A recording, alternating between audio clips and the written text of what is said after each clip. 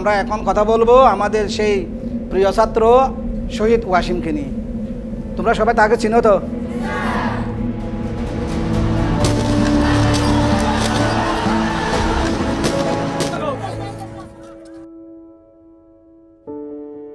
আমি হলো ভালো একটা শিক্ষক হব।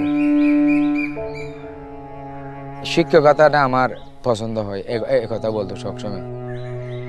তো ওর একটা ইচ্ছা ছিল যে দেশ দেখবো। ও মিথ্যে কথা বলতে পারতো না, মিথ্যে কথা কারো কথা পছন্দ করতো না, মিথ্যে কথা বলতো না। আমার চাইলে আমার এখনো মনে করি চট্টগ্রামে আছে। ফেসবুকে স্ট্যাটাস দিছিল যে সাধারণ শিক্ষার্থীদের পাশে আমার পানির সংগঠন, আমি এই পরিচয়ে শহীদ হব, এরকম বলে 16 ঘন্টা পরেই শহীদ হয়ে গেছে। 17 তারিখ ভোর 6টার দিকে এখানে রাস্তা দিয়ে লাশবাহী গাড়ি ঢুকতেছিল। ভাইয়া যে শেষবারের মতো লাশবাহী গাড়িতে করে ভাইয়ার নিরন্তর দেহটা যে আসতেছে, এটা বাবাকে দেখাচ্ছিলাম তখন। তো বাবা কিছুক্ষণ পরে অজ্ঞান হয়ে গেছে ওখানে।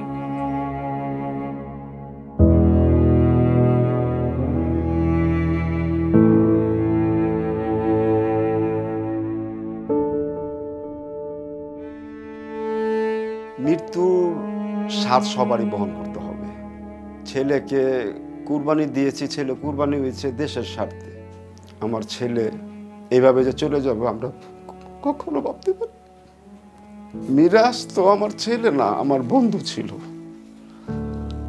ও বুঝতো যে এখন বাবার পকেটে পয়সা নাই, ও বুঝতে পারতো একটি বাবার কাঁধে ছেলের লাশ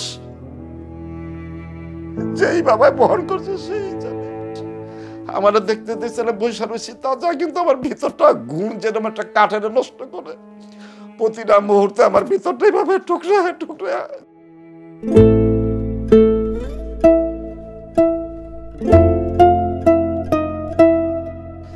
যেখানে দেখতে পাচ্ছেন সাদা তীরটা, এইটাই আমার মিরাজ।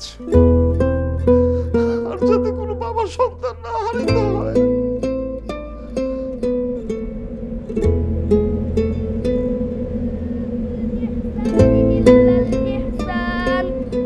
فبأي آلاء ربكما تكذبان 18 পারা পর্যন্ত পড়ছে, মানে আর 3 মাস বাকি আছে। 3 মাস পরে মানে হাফেজা লাইনে চলে যাবে আর কি। এমনকি যেদিন গুলি লাগে সেদিনকা মহরমে রোজা ছিল, তো মূলত রোজা অবস্থায় আর কি গুলিটা লাগে ওর পেটে। ও একটা বাসায় থাকতো, যেই কয় টাকা পাইতো এটা দিয়ে মানে আমার আব্বা আমার ওষুধ ভরি চলাইতো, আর আমরা যেটা ইনকাম করতাম এটা দিয়ে সংসার চালাইতাম। খুব ইচ্ছে ছিল মানে বাবা মারে নিয়ে হজ করতে যাইবে, এটা খুব ইচ্ছে ছিল।